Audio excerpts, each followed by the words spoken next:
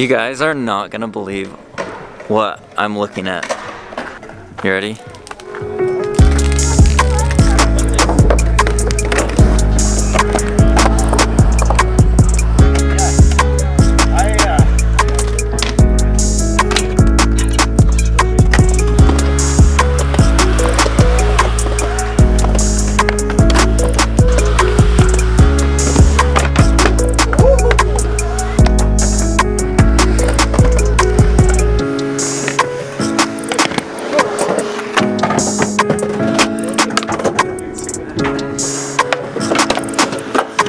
Alright guys, so we're here with Dave, and Dave makes backyard skate parks. So tell us a little bit about your backyard skate parks, because they're a little bit unique compared to just a normal skate park, right? Well, I like to call them skate park Legos.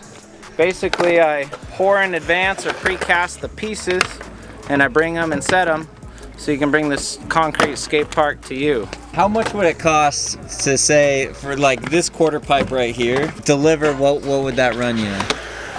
It's a little hard because it scales a little bit, and 2 pieces is still a lot of the work, so it's a little hard. But I guess a better way I would say is like a mini ramp is about $1,000 per foot of width. So if you got a 12-foot wide ramp, it's 12 grand. Got an 18-foot wide ramp, it's 18 grand. And I use those numbers because each panel is 3 feet wide. Okay. So you could go, 99 feet wide, yeah, if you wanted to. Okay. Couldn't go 100. What was like the idea, like what sparked this idea of doing sections rather than just like pouring a standard half pipe? Well, the story is I made a concrete dining table, and when I finished it, I really just wanted to take it outside and skate it. And that kind of got my creative juices flowing, and I don't know, one thing led to another, and started making messes on my driveway, developing this modular component-based skate park model. And before I knew it, I was making messes and having initial prototypes I'm dropping in on and starting to think about the next one, and it's ballooned up to what you see today. Are you just making ramps for people in Utah, or like where's most of your clientele? So I get inquiries from all over the country, and I can ship to anybody in the country. The area that I service directly is all of the state of Utah and southern Nevada. Okay. We will work directly with subcontractors, we will deliver, we will install in that region. If it's outside of that region, you basically get a truck of parts, and I work with your subcontractor to receive the parts and install them correctly, and if needed, I can always fly out and oversee things. Say this was like my backyard, would you pour the slab, or would you have somebody else do that, and then like I would have to figure that part out myself, and then you would just basically bring the obstacles to like set them there, or like would you oversee that, or how would that work? Ultimately, it's my products, you're skating in my name, so I wouldn't leave you on your own. I have a set of drawings and I have a set of instructions, and can work with any subcontractors you're using to pour the concrete. You basically pour a slab, set everything on top of it, and then pour a lift if you need to, or you pour a slab and step it and then have a lower slab, and then you set things on them, just like these ones, right? These are butted up against a saw cut and a drop slab.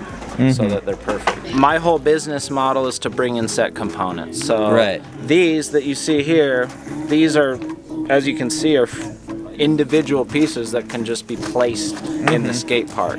Yeah.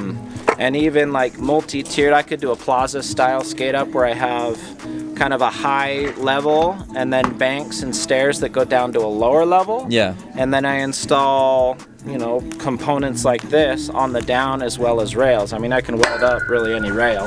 I have a roller, I have spines, I have quarter pipes, and they all share the same radius so that they can be butted up against each other and not have lips from panel to panel. Right. So it really is like Legos. Yeah. So there's kind of there's a driver there. There's a design element that's intentional. Especially if you look over here, we got the quarter pipe and the bank.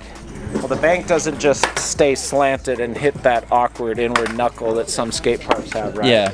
I actually carry the radius up the ramp a little bit that matches all my other pieces. Right.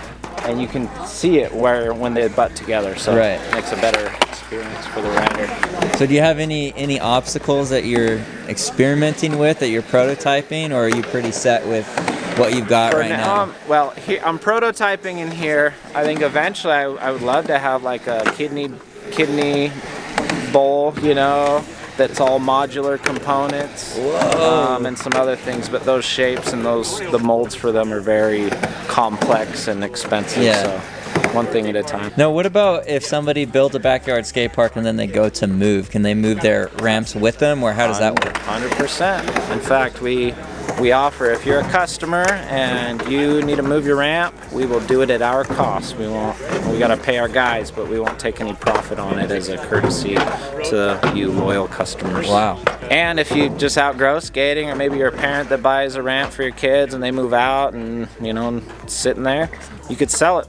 Pieces are pretty much as good 10 years from now as they are today. All right, thank you so much, Dave. Yeah, definitely. I'm gonna try and skate. It's a little cold, but hopefully we can get the legs got the moving. bonfire, homie.